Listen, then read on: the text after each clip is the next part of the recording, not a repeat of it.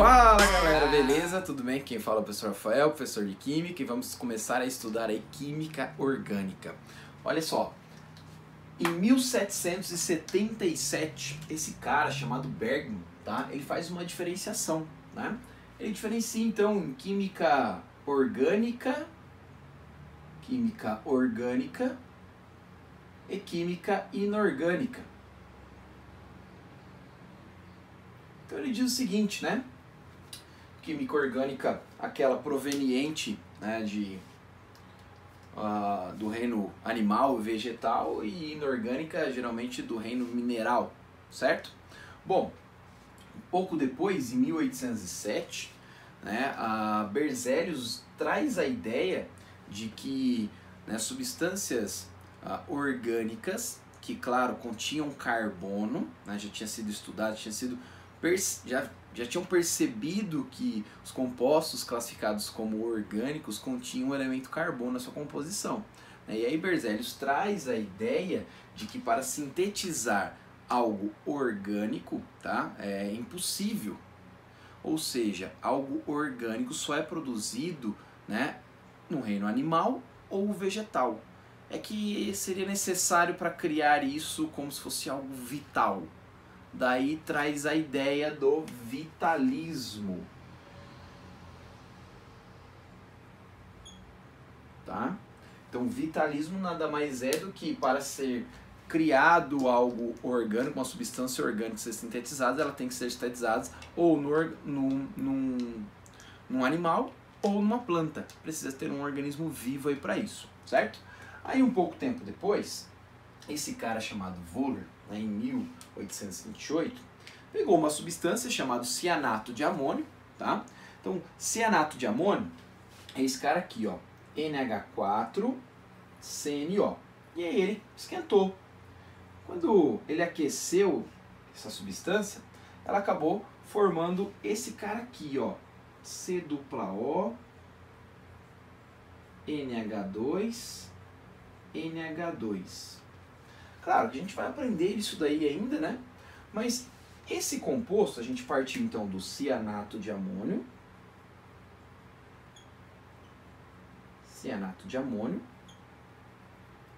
E obtivemos aí composto conhecido como ureia. Reparem que a ureia, né, é das substâncias presentes na urina. Então ela é proveniente de um organismo vivo. Então acreditava-se que a ureia, por exemplo, só era possível ser criada num organismo vivo. E aí esse Wöhler simplesmente aquece uma substância, um cianato de amônio, e ele obtém então a ureia. Foi aqui que começou a queda do vitalismo, ou seja, era possível sintetizar substâncias orgânicas agora em laboratório. Aí as pesquisas avançaram, muita gente começou a estudar isso aí e começou a sintetizar substâncias orgânicas no laboratório, tá? Um pouco depois, um cara chamado Kekulé, tá, estudando bastante os compostos orgânicos, define então que a química orgânica é a química do carbono.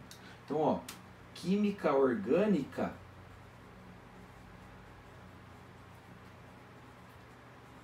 é a química do carbono.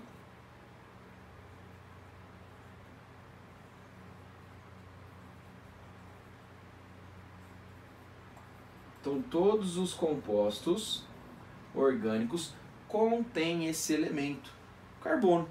E interessante que ele traz alguns postulados. Tá? Vou colocar aqui, ó, postulados de Kekulé.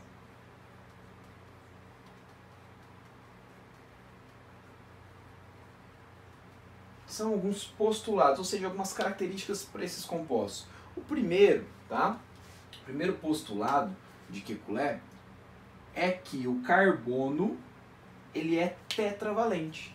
O carbono ele é da família 4A, ele tem 4 elétrons camadas de valência, então ele tem a possibilidade de fazer 4 compartilhamentos, certo? Para adquirir estabilidade, ficar semelhante, nessa configuração eletrônica, ficar semelhante a de um gás nobre. Então ele vai fazer até 4 ligações, certo? Então a gente diz que o carbono é tetravalente.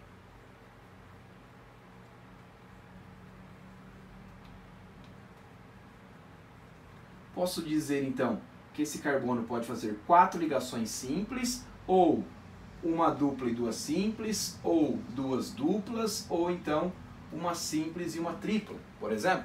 É importante você perceber que esse carbono ele pode fazer, né, até 4 ligações, beleza? Segundo postulado de Kekulé, todas essas ligações são equivalentes, tá? Então, ó, vou colocar assim, ó, as ligações são equivalentes. O que isso quer dizer? Esse carbono aqui, por exemplo, se ele estivesse ligado a 3 hidrogênios e um cloro, né? Vamos colocar melhor isso daí. Se ele estivesse ligado a 3 hidrogênios e um cloro, não importa onde eu vou representar esse cloro, tá? Se eu vou colocar do lado direito ou do lado esquerdo, enfim, tá? Eu vou colocar até de vermelho aqui o cloro.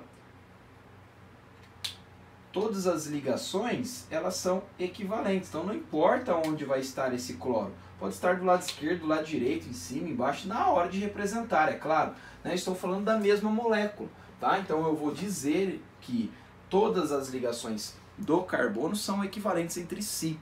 E o terceiro e último postulado de Kekulé é que o carbono ele tem uma propriedade extremamente importante, que é fazer encadeamentos.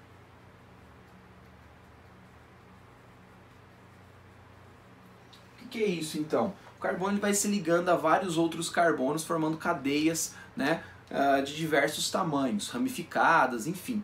Então é dessa forma que a gente tem um número gigantesco de compostos orgânicos. A gente pode ir aumentando a cadeia, a estrutura, consequentemente, né, a forma como esse composto vai interagir com outros, vai alterar, vai ter outras propriedades, enfim. Né, a gente pode ter um número muito grande de compostos orgânicos devido ao tamanho da cadeia. Não só por isso, né, mas a gente também tem outros elementos que fazem parte da química orgânica, que aparecem com muita frequência, claro, é o hidrogênio, né, mas a gente tem também o nitrogênio, o oxigênio, o enxofre, o fósforo, são elementos que aparecem nas funções orgânicas, né, as funções oxigenadas, nitrogenadas, sulfuradas e assim por diante.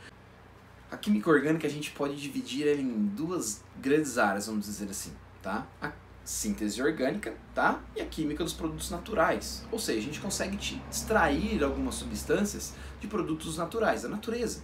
Então, é uma forma da gente obter algum princípio ativo para algum medicamento, né? Tira lá de uma planta, alguma coisa assim.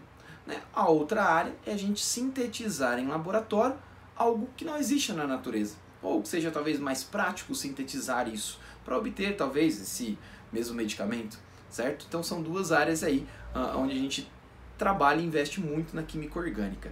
E disso a gente tira muitos proveitos, certo? Pessoal, próxima aula a gente fala de hidrocarbonetos. Até mais. Falou!